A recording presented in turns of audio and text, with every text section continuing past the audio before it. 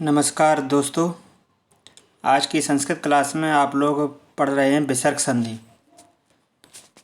विसर्ग संधि के जितने भी भेद हैं, ज़्यादा समय न लेते हुए विसर्ग संधि के जितने भी भेद हैं आज की वीडियो में आपके सभी पढ़ाए जाएंगे। एक बेहतरीन तरीके के साथ पढ़ाए जाएंगे जिसे आप आसानी से समझ सकते हैं।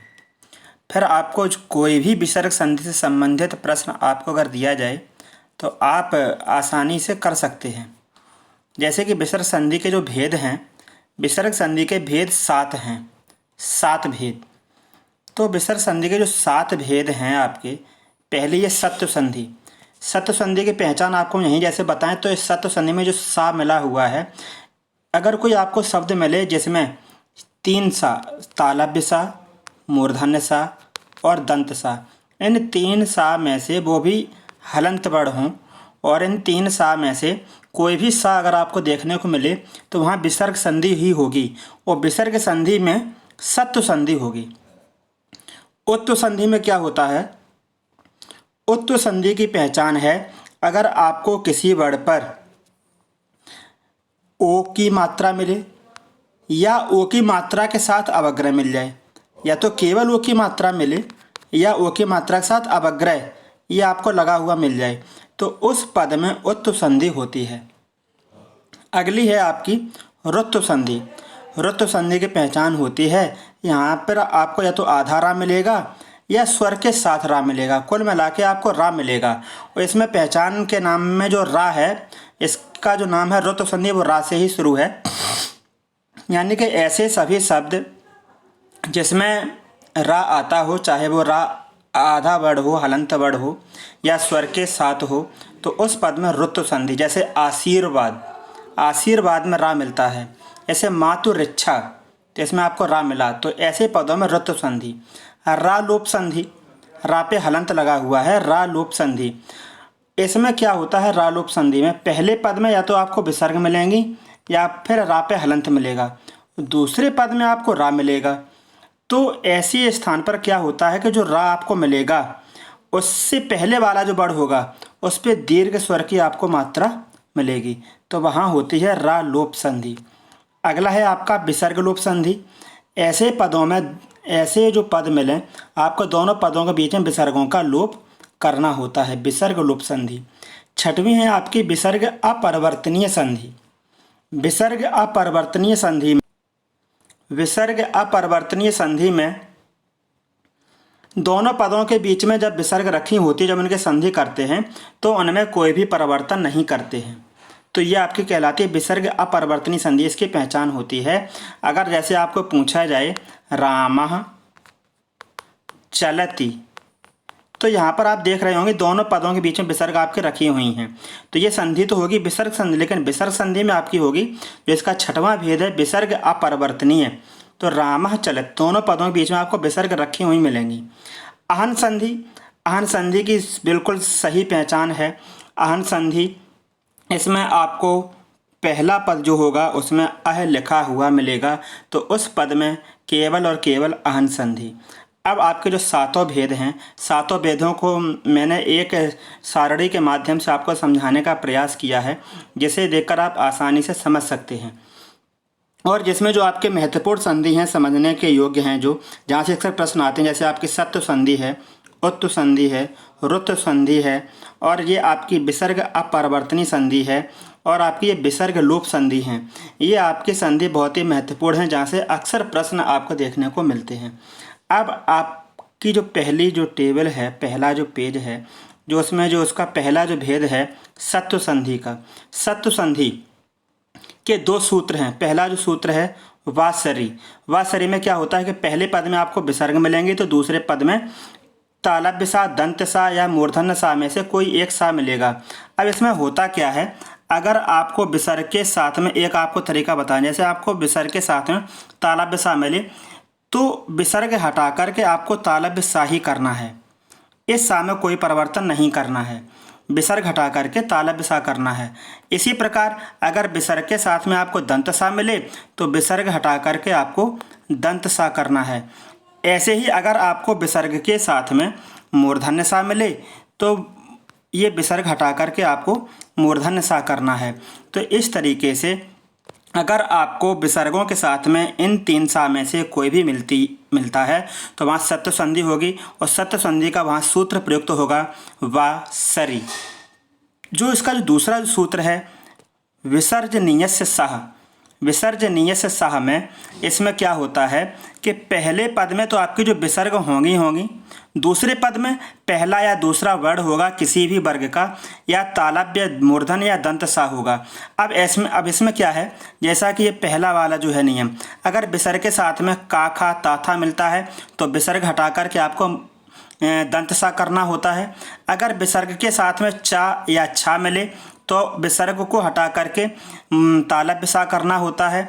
अगर विसर्ग के साथ में टा और ठा मिले तो विसर्ग हटा करके आपको मूर्धन्य सा करना होता है। जैसे कि एग्जाम्पल कुछ मैंने दिए हुए हैं, एक ही मैंने निष्ठुर लिखा है, ये एक उदाहरण के तौर पर समझाने के लिए लिखा है। अगर आपसे पूछा जाए, प्रश्न ये किया जाए निष्ठुर पद में कौन सी संधि होगी, तो यहाँ पर आप देख रहे होंगे निष्ठुर में आपको मूर्धन्य सा मिला। तो मूर्धन्य सा मिला यानी कि अगर केवल विकल्प में विसर्ग संधि दिया जाए तो विसर्ग संधि आपको करना है। अगर विसर्ग संधि में से पूछा जाए तो आपको सत्व संधि करना है। तालव्य सा, दंत सा या मूर्धन्य सा, इन 3 सा में से कोई भी शब्द, कोई भी वर्ण किसी पद में मिले तो वहाँ आपकी सत्व संधि होती है। इसके जो अन्य एग्जाम्पल हैं, अन्य एग्जाम्पल में जैसे कि आपका लिखा हुआ है रामः धन करोति।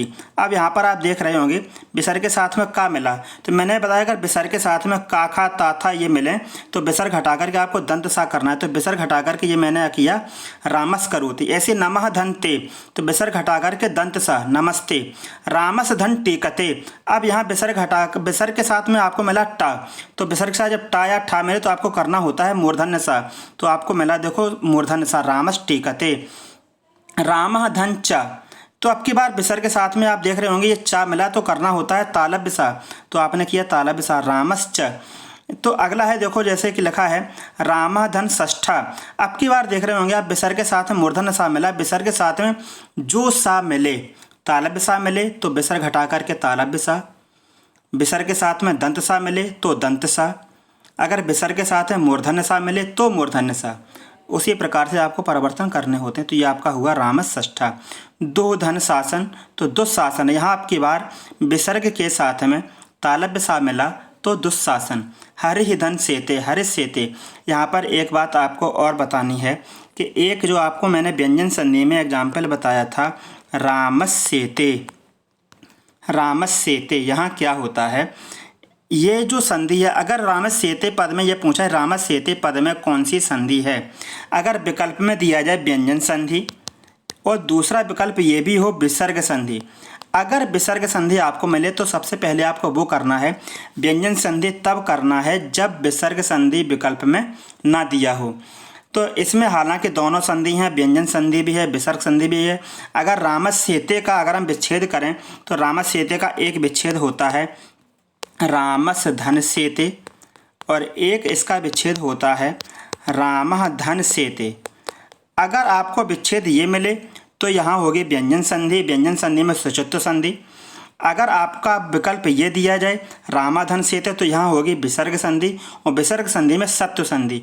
तो ये बात आपके समझने योग्य है। ऐसे शब्द जो भी हों, जैसे कि एक ये लिखा है रामषष्ठा, यहाँ व्यंजन संधि भी है, अगर यहाँ पे विच्छेद हो रामस्य धन षष्ठा तो व्यंजन संधि, और जब विसर्ग के साथ हो रामाधन षष्ठा तो विसर्ग संधि।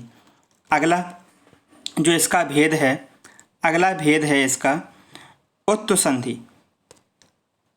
उत्तु संधि, उत्तु संधि की मैंने आपको पहचान बताई, या तो आपको ओ की मात्रा मिले किसी पद में या ओ की मात्रा के साथ अवग्रह मिले। जैसे कि ये लिखा है सोपवादः, सोपवादा पद में कौन सी संधि होगी, तो सोपवादा में विसर्ग संधि होगी और विसर्ग संधि में उत्तु संधि होगी। इसमें अब देखो इसके भी दो सूत्र हैं। इसका जो पहला सूत्र है अतो रोर प्लताद अप्लुते, इसमें क्या होता है, अगर विसर्ग के साथ में ह्रस्व आ मिले, याद रखना है, ध्यान रखना है, विसर्ग के साथ में अगर आपको ह्रस्व आ मिले तो दोनों को हटा करके ओ की मात्रा और अवग्रह करते हैं। विसर्ग हटा करके ओ की मात्रा करते हैं, विसर्ग हटा करके ओ की मात्रा और आ हटा करके अवग्रह करना पड़ता है। दूसरा जो सूत्र है हसीचा, इसमें क्या होता है कि पहले पद में अगर आपको विसर्ग मिले और दूसरे पद में हस प्रत्याहार के वर्ड मिले, ये लिखा है हसी, हसी मतलब हस प्रत्याहार।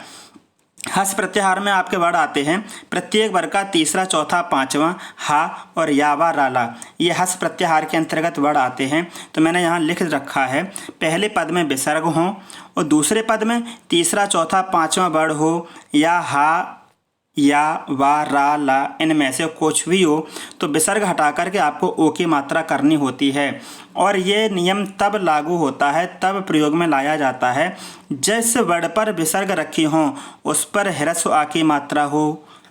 उत्त संधि तब प्रयोग में लाई जाती है, ये नियम तब प्रयोग में लाया जाता है जिस वर्ड पर विसर्ग रखी हो, विसर्ग हो, उस वर्ड पर ह्रस्व आ की मात्रा हो। तो जैसे कि हम आपके एग्जाम्पल लेके हुए चलते हैं, जैसे कि पहला है कहा धन अपि, तो कहा पर देखो ह्रस्व आ की मात्रा है और विसर्ग है, दूसरे पद में आ है। तो मैंने बताया कि विसर्ग के साथ अगर आ हो तो ओ के साथ अवग्रह लगाते हैं तो आपका पद बना कोअपि। जैसा कि ये दूसरा है देवा धन अर्चिया, तो वहाँ पे देखो ह्रस्व आ की मात्रा है और विसर्ग हैं तो अर्चिया अब की बार हो गया आपका देवोर्चिया। ऐसे ही आपके सारे एग्जाम्पल दिए हुए हैं। जैसे कि यह है मना धन विकारः, तो ना पर देखें हैं हम ह्रस्व आ की मात्रा भी है और विसर्ग भी रखी हुई हैं। और दूसरे पद में आपका देखो ये वाह रखा है, वाह या वा राला में से कुछ भी हो या तीसरा चौथा पांचवा वर्ड हो या हा हो, तो आपको केवल ओ की मात्रा करनी होती है। अब यहाँ अवग्रह नहीं लगाना है। अवग्रह कब लगाना है? जब दूसरे पद में ह्रस्व आ दिया हो। तो मनोविकारः तपः धन बलम तपो बलम यशा धन दा यशोदा मनः धन रोग मनोरोग। तो इस प्रकार से आपको ये संधि उत्त संधि में आती है। उत्त संधि की पहचान है मन ओ की मात्रा मिले या ओ की मात्रा के साथ अवग्रह मिले। जैसे मनः धन विज्ञान मनोविज्ञान, और ये आ की मात्रा पर विसर्ग होनी चाहिए, तब ये आपका ओ की मात्रा प्रयोग होता है, तब आपकी ये संधि उत्त संधि होती है। अगली संधि है आपकी ऋतु संधि। ऋतु संधि में क्या है? इसमें रा मिलेगा और रा वो स्वर के साथ भी हो सकता है या आधा रा हो सकता है, हलंत वर्ड भी हो सकता है। इसमें क्या है आपका, इसमें जैसे कि एक मैंने एग्जाम्पल तौर पे दे रखा है कवि रवदत्त, पद में कौन सी संधि होगी। तो यहाँ पर हम पहचान करेंगे रा से। अगर आपको पद में रा मिल जाए तो रा में ऋतु संधि और ऋतु संधि यानी कि विसर्ग संधि। अब इसका जो सूत्र है सस जुसो रुह, इस सूत्र का मतलब ये है कि पहले पद में विसर्ग होंगी और दूसरे पद में स्वर मिलें तो विसर्ग हटा करके आपको करना होता है रा। अगर आपको विसर्ग के साथ में तीसरा चौथा पांचवा वर्ड या वा राला अगर आपको ये सब मिलता है तो आपको रा करना होता है, लेकिन हलंत वर्ड करना होता है। अगर विसर्ग के साथ में स्वर मिले तो स्वर के साथ रा होगा। अगर विसर्ग के साथ में इन व्यंजन वर्णों में से कुछ भी मिले, अगर आपको विसर्ग के साथ में इन व्यंजन वर्णों में से कुछ भी मिले तो आपको रा पर हलंत यानी कि हलंत रा करना होगा, आधा वर्ड करना होगा। और ये संधि तब प्रयुक्त होती है जब विसर्ग वाले वर्ड पर ऐसा वर्ड जिस पर विसर्ग रखी हो उस पर ह्रस्व आ की मात्रा ना हो। ऊपर वाले मैंने ये आपको बताया था कि विसर्ग वाले वर्ड पर ह्रस्व आ की मात्रा हो तो उत्त संधि, लेकिन यहाँ विसर्ग वाले वर्ड पर ह्रस्व आ की मात्रा ना हो तब आपकी संधि प्रयुक्त होगी ऋतु संधि।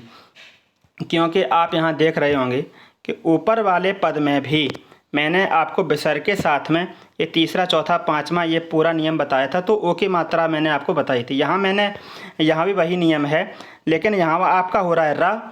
तो लेकिन अब आपकी पहचान करने का तरीका ये है, अगर विसर्ग वाले वर्ड पर ह्रस्व आ की मात्रा है तब तो आपकी संधि होगी उत्त संधि। अगर विसर्ग वाले वर्ड पर ह्रस्व आ की मात्रा नहीं है तो आपकी संधि का नियम लगाना होगा ऋतु संधि का। जैसे कि इसके एग्जाम्पल में देखें, जैसे कि लिखा है आपका गुरोह धन भाषणम। अब रा पर हम देख रहे हैं कि ओ की मात्रा है, यहाँ ह्रस्व आ की मात्रा नहीं है। मैंने यहाँ जितने भी एग्जाम्पल आपको दर्शाए हैं या इसके अन्य और जो भी आपको एग्जाम्पल देखने को मिलेंगे वहाँ पर विसर्ग वाले वर्ड पर ह्रस्व आ की मात्रा नहीं होगी, अन्य किसी भी वर्ड की मात्रा हो सकती है। तो गुरोह धन भाषणम देख रहे हैं कि विसर्ग के साथ में ये जो व्यंजन वर्ण मिला ये पापा बाभा यानी कि चौथे नंबर का है। तो जब इन वर्णों में से कुछ भी मिले तो क्या करना होता है, हलंत वर्ण रा करना होता है। तो मैंने देखो भा के ऊपर जो रा लगाया है ये हलंत वर्ण होता है, आधा रा होता है। तो गुरोर भाषणम। आसीह धनवादा, आशीर्वादा, सा के साथ दीर्घ ए की मात्रा मिली, यहाँ ह्रस्व आ नहीं मिला, और विसर्ग मिली, विसर्ग के साथ में आपको अंतस्थ वर्ण मिला, तो आशीर्वादा। यजुर्वेद। अब यहाँ पर देखने की बात है पितुः धन एसड़ा। यहाँ देखो विसर्ग के साथ में आपको स्वर मिला, तो ये विसर्ग के साथ में स्वर मिले तो स्वर के साथ रा को प्रयुक्त करना होता है। तो क्या करेंगे, पितु विसर्ग के स्थान पर रा, और ये जो स्वर है ए, ये ए की मात्रा रा पर आपकी होगी पितुरेसड़ा। पितुरेसड़ा का अर्थ होता है पिता की इच्छा। ईसड़ा मतलब इच्छा रखने वाला, एसड़ा। मातु इच्छा, यहाँ पर हम देख रहे हैं विसर्ग के साथ में आपको ई जो स्वर मिला, तो वहाँ भी आपको रा करना पड़ा हमें, लेकिन रा पर काय की मात्रा होगी, अब ह्रस्व ए की मात्रा होगी, यानी कि दूसरे पद में जो स्वर हो उसकी मात्रा रा पर आ जाती है, तो मातुर इच्छा। तो ये आपकी हो जाती है ऋतु संधि। ऋतु संधि पहचान स्वर के साथ रा मिले या आधा रा मिले, वहाँ आपकी ऋतु संधि। अगली आपकी संधि आती है रालोप संधि। रालोप संधि, रालोप संधि में इसका जो नाम है रालोप संधि, इसके नाम से ही स्पष्ट है कि इसमें अगर रा मिलता है तो उसका मुझे लोप करना होता है। तो इसमें क्या करेंगे रालोप संधि में कि इसका जो पहला सूत्र है रोरी, इस सूत्र में होता है कि पहले पद में रा पर हलंत होगा, दूसरे पद में रा होगा, तो इस रा का मुझे लोप करना होगा। दूसरा जो सूत्र है ढ्रालोपे पूर्वस्य दीर्घोड़ा।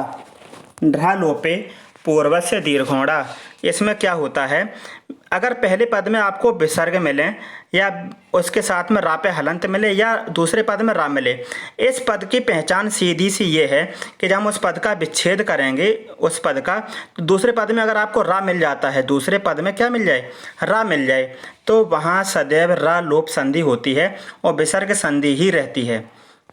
जैसे कि यहाँ पर एक बात और है कि जैसे कि हम आपको एग्जाम्पल से बताते हुए चलते हैं, जैसे कि आपका ये जो आपको जो एग्जाम्पल दे रखे हैं यहाँ पर, जैसे कि ये लिखा हुआ है प्राता धन राजते, प्राता राजते, यानी कि यहाँ पर विसर्गों का लोप हुआ, लेकिन विसर्गों का लोप हुआ मैंने यहाँ पे काय की मात्रा की, दीर्घ स्वर की मात्रा की, दीर्घ आ की मात्रा। ऐसा इसलिए किया क्योंकि इसके सूत्र में देखो लिखा हुआ है ढ्रालोपे पूर्वस्य दीर्घोड़ा, यानी कि विसर्ग या आधा रा जिस वर्ण पर होगा उस पर उसको लोप करके, उसका लोप करके दीर्घोड़ा दीर्घ स्वर करना होगा। तो जैसे कि यहाँ पर ये लिखा हुआ है प्राता धन राजते, तो इसमें आप देख रहे होंगे विसर्ग हटा करके मैंने किया तापे दीर्घ स्वर की मात्रा। प्रातर लिखा हो राजते तो भी आपका यही बनेगा। आपको पहले पद में इन दो में से कुछ भी मिल जाए, चाहे प्रातः लिखा हुआ मिले चाहे प्रातर लिखा हुआ मिले, दूसरे पद में लेकिन राजते जो लिखा है वहाँ कोई परिवर्तन नहीं करना है, पहले पद में ही आपको परिवर्तन करना है। तो विसर्ग या रापे हलंत वर्ण मिले तो इन दोनों का लोप करके ये जिस वर्ण पर हैं उस पर दीर्घ स्वर की मात्रा करनी होती है। तो आपको करना पड़ा प्राता राजते। जैसे कि एक एग्जाम्पल ये लिखा हुआ है हरि धन रम्यः, और नीचे लिखा हुआ हरिर धन रम्यः, और रम्यः दोनों के साथ जोड़ा है और दोनों की संधि एक ही होगी, हरि रम्यः। रम्यः देखो वैसा ही लिखा है लेकिन विसर्ग जन के साथ रखी हैं या हलंत रावण जिसके साथ है। अब यहाँ पर देख रहे हैं हम कि दीर्घ ह्रस्व ई की मात्रा है, तो ह्रस्व ई को हटा करके मैंने किया यहाँ पर कि दीर्घ ई की मात्रा। कुल मिलाकर आपको दीर्घ स्वर की मात्रा करनी होती है। जैसा कि आपका ये नीचे वाला जो एग्जाम्पल है गुरु धन राजते, तो गुरु विसर्ग हटा करके मैंने किया गुरु राजते, यहाँ पर दीर्घ स्वर की मात्रा करनी पड़ती है। ढ्रालोपे पूर्वस्य दीर्घोड़ा, जिस वर्ण पर आपके विसर्ग हों या जिस वर्ण पर पहले पद में आपका हलंत रावण हो तो दोनों का लोप करके उस पर दीर्घ स्वर की मात्रा करनी होती है। जैसे कि ये लिखा है दास रथी रामः, था पर आप देख रहे होंगे ह्रस्व स्वर है लेकिन दीर्घ स्वर करना पड़ा संधि करने के बाद, दास रथी रामः। इसके बाद आपकी अगली संधि है विसर्ग लोप संधि। विसर्ग लोप संधि में आपको करना होगा यहाँ पर कि देखना है विसर्ग लोप संधि में, इसका नाम से स्पष्ट है, यहाँ पर विसर्गों का लोप करना होता है।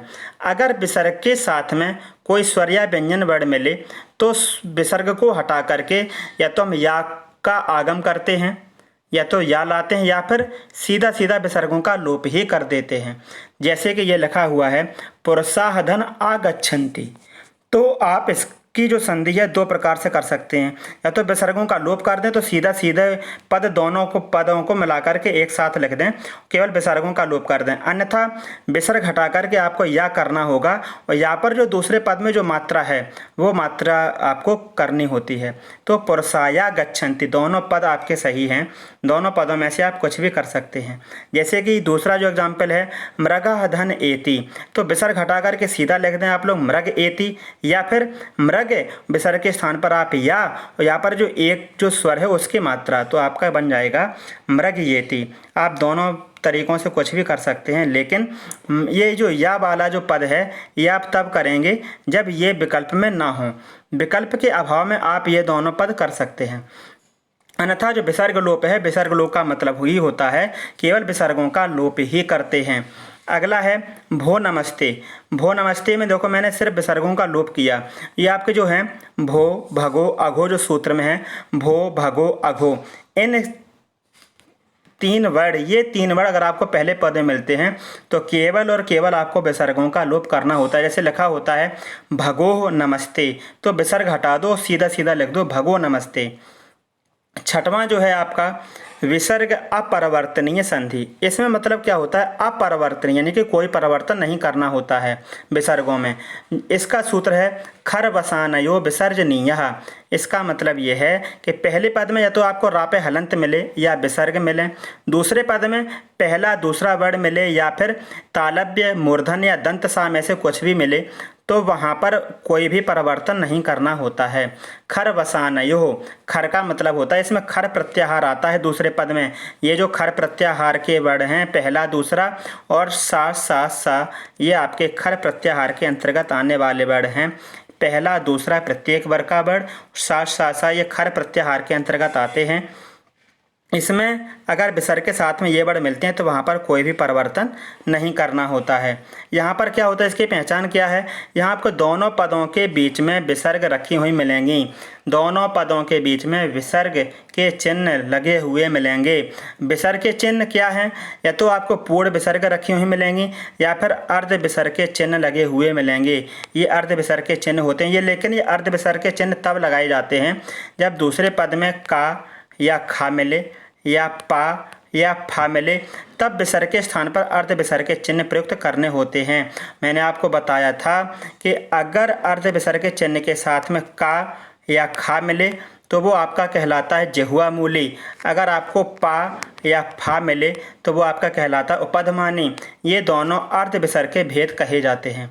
इसके जो एग्जाम्पल हैं विसर्ग अपरिवर्तनीय के, पहला जो एग्जाम्पल है जैसा कि आप यहाँ देख रहे होंगे कि वृक्षः धन फलति। वृक्षः धन फलति में क्या है, वृक्षः धन फलति, तो यहाँ पर देखो मैंने कोई परिवर्तन नहीं किया, सीधा सीधा विसर्ग धन का चिन्ह हटा करके जो जैसा है मैंने वही रखा, कोई परिवर्तन नहीं किया। लेकिन यहाँ दूसरे पद में सिर्फ क्या किया, यहाँ पर मैंने अर्ध विसर्ग के चिन्ह लगाए। अर्ध विसर्ग के चिन्ह इसलिए लगाए क्योंकि मुझे यहाँ दूसरे पद में फा मिला, पा या फा मिले, का या खा मिले, तो आप विसर्ग के स्थान पर अर्ध विसर्ग का प्रयोग कर सकते हैं। दोनों ही संधियां आपकी सही हैं। वृक्षः धन फलति तो वृक्षः फलति, श्रमकः धन खनति तो श्रमकः खनति, श्रमकः खनति। यानी कि यहाँ पर आप अर्ध विसर्ग के चिन्ह तब कर सकते हैं जब आपको दूसरे पद में का, खा, पा और फा इनमें से कुछ भी मिले, तब आप अर्ध विसर्ग के चिन्हों का प्रयोग कर सकते हैं। जैसे कि आपका ये लिखा हुआ है नमः शिवाय, आपके बार विसर्ग के साथ में आपको ये सा मिला, तो आपको बताया था कि अगर सा मिले विसर्ग के साथ में तो कोई भी परिवर्तन नहीं करना है। तो नमः शिवाय, नमः शिवाय की एक संधि आपकी ये भी होगी नमः शिवाय। मैंने आपको बताया था कि अगर विसर्ग के साथ में तालव्य सा, दंत सा, मूर्धन्य सा मिले तो वही सा करना होता है। लेकिन अब यहाँ आपकी संधि क्या होगी, अब यहाँ पर आपकी संधि हो जाती है सत्व संधि, क्योंकि मुझे यहाँ क्या मिला, सा मिला, तो यहाँ पर आपकी हो जाती है सत्व संधि। लेकिन संधि आपकी विसर्ग ही रहती हैं, विसर्ग संधि के ही भेद हैं। बस केवल अंतर इतना है कि अगर आप यहाँ पर विसर्गों में परिवर्तन करते हैं यहाँ पर आप तालव्य सा लाते हैं तो सत्व संधि नहीं करते हैं तो आपकी विसर्ग अपरिवर्तनीय संधि बाला करोति, तो बाला करोति यहाँ का मिलने के कारण मैंने यहाँ पर अर्ध विसर्ग का चिन्ह का भी प्रयोग किया। जैसे कि आपका ये लिखा है रामः धन सेते, आपका ये भी हो गया रामा सेते, लेकिन आपका यहाँ पर ये भी आपका हो सकता है रामस्येते, लेकिन आप अगर आप ऐसा करते हैं तो यहाँ पर संधि हो जाती है आपकी सत्व संधि, तो सत्व संधि में आपके ये शब्द चला जाता है। लेकिन आप अगर इस प्रकार से करते हैं तो विसर्ग संधि और विसर्ग संधि में विसर्ग अपरिवर्तनीय संधि, जैसा कि मैंने यहाँ लिखा रामस्येता, जो रामस्येते जो शब्द है विसर्ग संधि व्यंजन संधि दोनों में आती है। रामस्येते, कृष्णस्येते, रामश्चिनोति, कृष्णश्चिनोति, रामषष्ठा, हरिषष्ठा, ये सारे शब्द जो हैं ये आपके विसर्ग संधि व्यंजन संधि दोनों में आते हैं। लेकिन इनका जो पहले जो मूल रूप आता है, अगर आपको विसर्ग संधि का विकल्प इन पदों से संबंधित दिया जाता है तो आपको विसर्ग संधि करके आना है। याद रखना है दोस्तों कि आपको सबसे पहले विसर्ग संधि विकल्प में अगर दिया है इन पदों से संबंधित तो विसर्ग संधि ही करके आना है। लास्ट संधि आपकी बचती है अहन संधि। अहन संधि में क्या है? अहन संधि में इसका सूत्र है रोसोपी, एक है रूप रात्रि रथन तरेसु। इसकी पहचान है कि पहले पद में आपको अह लिखा हुआ मिलेगा। इसमें क्या है कि अगर आपको अहन के साथ स्वर लिखा हुआ मिले तो ना हटा करके रा करना होता है। अगर आपको अहन के साथ इन तीन में से कुछ मिले, रूप रात्रि रथंतर, अहन पहले पद में होगा, दूसरे पद में रूप हो, रात्रि हो या रथंतर हो, तो अहन के स्थान पर आपको अहो करना पड़ता है। जैसे कि आपका यहाँ लिखा हुआ है, आप यहाँ आराम से देख सकते हैं कि ये जो लिखा है अहन धन अह, तो ना हट करके रा, तो अह रह, क्योंकि यहाँ स्वर है तो इस स्वर की मात्रा इस पर आ जाती है। अगला जो है आपका अहन धन गड़ा, अब यहाँ पर आपका स्वर तो है नहीं तो यहाँ पर आपका हलंत रा होगा और अहर गड़ा। अहन धन रूप, अब आपको मैंने बताया कि रूप रात्रि और रथंतर कुछ भी मिले तो ऐसे स्थान पर अहन के जगह पे हो जाता अहो, तो अहन धन रूप अहो रूप, अहन धन रथंतर अहो रथंतर, जैसे लिखा हो अहन धन रात्रि अहो रात्रि। तो इस प्रकार से आपके ये सातों संधि विसर्ग संधि के भेद आपको समझ में आए होंगे। और ये वीडियो बहुत ही आपके लिए मनोयोग से बनाया गया है, आप लोग मनोयोग से देखें। जहाँ पर आपको जो भी बात समझ में ना आई हो आप कमेंट के माध्यम से ये बात आप पूछ सकते हैं, कोई भी बात हो। अब आपसे अगले वीडियो में विसर्ग संधि संबंधी जितने भी सारे प्रश्न बनते हैं वो कल की वीडियो में आपको देखने को मिलेंगे। और वीडियो को सब्सक्राइब अधिक से अधिक करना है और उसके पास लगे बेल आइकन को भी दबाना है, जिससे आपको आने वाली वीडियो का नोटिफिकेशन जल्द से जल्द मिल सके। और इस वीडियो की PDF फाइल आप डिस्क्रिप्शन बॉक्स में जा कर के आसानी से प्राप्त कर सकते हैं, डाउनलोड कर सकते हैं। धन्यवाद।